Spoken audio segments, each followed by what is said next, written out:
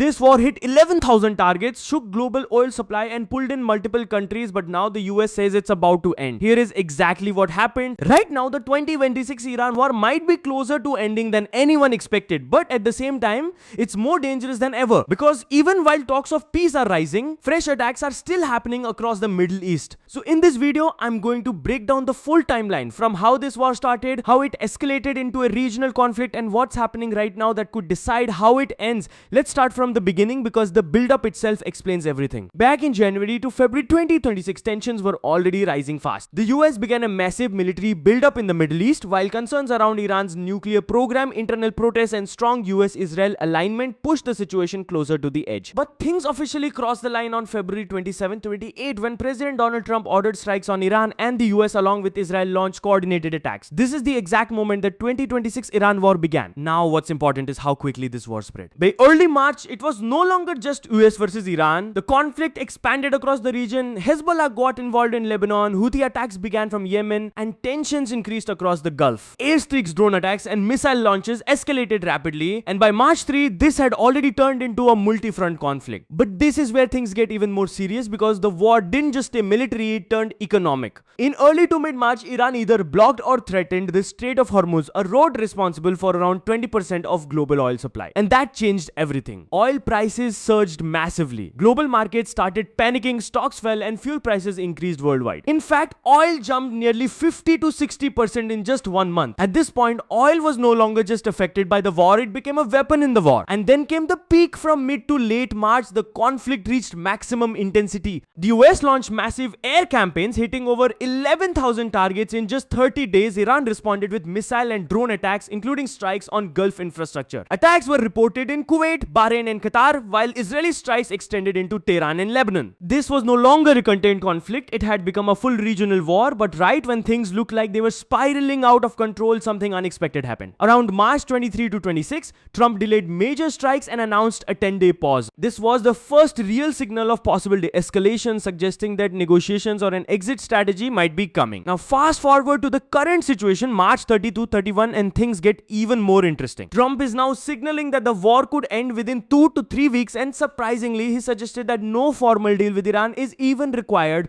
The goal now seems simple: weaken Iran militarily and then exit quickly. He even stated that the US could be leaving very soon, but here's where it gets controversial. Reports suggest that the US may end the war without reopening the Strait of Hormuz, and that's a huge deal because this route is critical for global energy supply. Keeping it unstable could continue affecting the global economy even after the war ends. And despite all this talk of ending the war, attacks are still ongoing. Drone strikes have hit Kuwait airport, an oil facility burned in Bahrain, and a tanker was damaged near Qatar. So clearly the situation on the ground is still active and highly unstable. Now if we look at the global reaction, markets are behaving in an interesting way. The stocks have surged with some of the biggest gains in months, while oil prices have dropped slightly, not because the war has ended, but because of the expectation that it might end soon. And this perfectly shows how markets react more to expectations than reality. From Iran's side, the signals are mixed. Iran is indicating that it may be open to ending the conflict, but at the same time, it is denying any formal negotiations. So as of now, there is still no official peace deal in place. So what does all of this actually mean? First, the goal of the war has clearly shifted. What may have started around nuclear concerns or larger strategic objectives has now become a focused mission: weaken Iran and exit. Second, oil has become the central battlefield. This is no longer just a military conflict, but also an economic one driven by supply routes, price shocks, and global inflation pressure. Third, Trump's strategy appears very clear: hit hard at the start, avoid a long war, and exit quickly once objectives are achieved. But despite all signs pointing toward a possible end, the risk is still extremely high. Regional groups are still active, oil routes remain unstable, and without a formal agreement, the conflict could restart at any moment. So while this war might be closer to ending, it's far from over.